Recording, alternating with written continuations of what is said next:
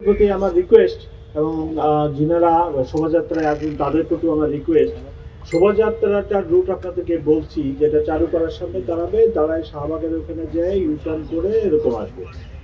Please যখন শোভাযাত্রাটা March করবে আপনারা আপনারা উদাহরণস্বরূপ যখন ইউটার্ন করবে শাহবাগ মনে করে এই পাশে আসলো, এই সাইডের রাস্তায় আসলো, মানে থানার সাইডের রাস্তাটা এই পোর্শনে যখন আসবে, আপনারা প্লিজ ডাইন সাইডের যে রাস্তাটা ওই রাস্তায় আপনারা কেউ যাবেন না।